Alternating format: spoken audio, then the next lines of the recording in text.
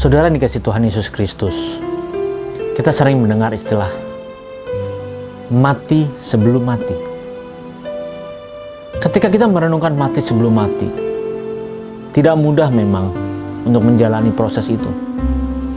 Tidak mudah saudara supaya kita mengalami mati sebelum mati.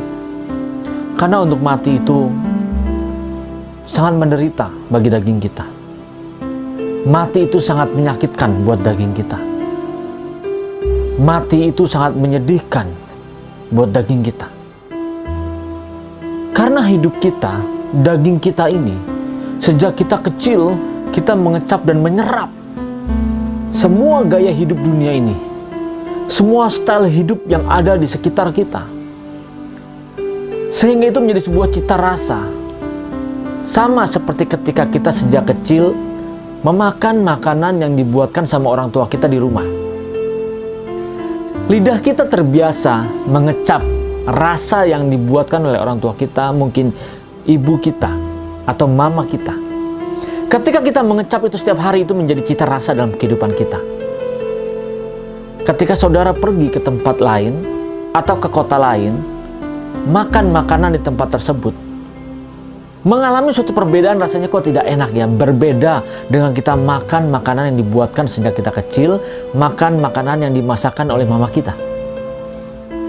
Ini membuat kita sadar bahwa apa yang kita terima, cita rasa tersebut, membuat kita nyaman, membuat kita nikmat untuk menikmati hidup ini. Sama dengan kehidupan kita. Sejak kecil kita menikmati gaya-gaya yang ada. Mungkin kalau kita terbiasa berbicara kasar, otomatis itu menjadi kenyamanan dalam diri kita. Mungkin kalau kita sudah terbiasa melihat seseorang, lalu kita berkata, orang ini tidak baik. Cara berpikir yang negatif yang terus-menerus kita gunakan. Ini membuat kita nyaman dalam cara berpikir seperti ini. Ketika kita harus mematikan cara berpikir seperti ini, rasanya sulit, rasanya susah. Bahkan kita mungkin berkata, kita sudah mematikan dan tidak pernah berpikir negatif. Tetapi kenyataannya, prakteknya, itu yang kita lakukan. Berbeda. Lalu bagaimana proses matinya ini? Apa yang harus dimatikan? Yang harus kita matikan adalah cita rasa yang kita terima dari dunia ini. Bagaimana kita hanya bisa melihat segala sesuatunya untuk menyenangkan diri kita, menyukakan hati kita, bukan menyukakan hati Bapa. Tolak ukur kita bagaimana kita bisa berjuang mendapatkan harta sebanyak mungkin, berjuang mendapatkan kehormatan, berjuang untuk dihargai, berjuang untuk ditinggikan, punya kekuasaan, punya harta, punya jabatan, dan seberapa besar kekuasaan kita. Ini sering menjadi bagaimana di dalam diri kita terus kita perjuangkan dan tidak pernah mau kita kehilangan waktu untuk merebutkan itu semuanya. Kalau kita melihat semua itu ketika kita meraihnya, yang puas siapa? Diri saudara? Atau Tuhan? Kalau boleh kita berkata jujur, ketika kita meraih semua itu, kita merasa bangga, kita merasa senang, kita merasa sukacita. Tetapi bagaimana dengan Bapa di surga? Apakah Dia berbahagia? Apakah Dia tersenyum melihat kita meraih itu semuanya? Hal-hal seperti ini yang harus kita sadari dan kita matikan dalam diri kita. Di mana kita hanya memuaskan keinginan diri kita. Kita hanya memuaskan keinginan nafsu kita. Yang tanpa kita sadari sebenarnya, kita sedang melukai hati Tuhan. Kita sedang membuat Dia berduka atas tingkah laku kita. Bapa menginginkan kita mematikan semua cita rasa dunia ini. Bapa menginginkan kita mematikan gaya hidup kita yang lama. Cara hidup kita yang lama, yang sebelum percaya kepada Tuhan Yesus, dengan kehidupan kita yang baru, kita percaya kepada Yesus sebagai Tuhan dan Juru Selamat. Tidak bisa kita samakan kita percaya sama Tuhan Yesus, tetapi cara hidup kita masih menggunakan cara yang lama.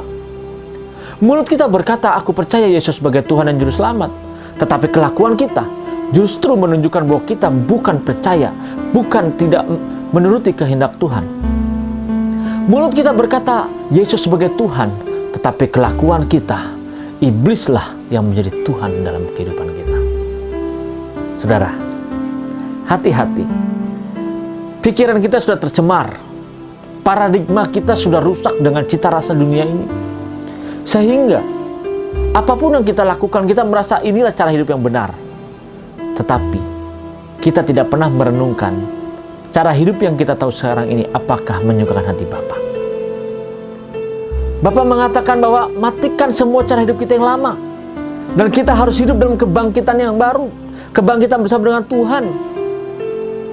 Tapi kita maunya bangkit bersama dengan Tuhan, dan hidup kita yang lama tetap kita kenakan. Kita tetap menggunakan jubah yang lama, cara hidup kita yang lama. Kita harus matikan kehidupan kita yang lama. Jangan lagi kita gunakan. Tapi mari kita mengenakan cara hidup yang Tuhan inginkan dalam diri kita, saudara.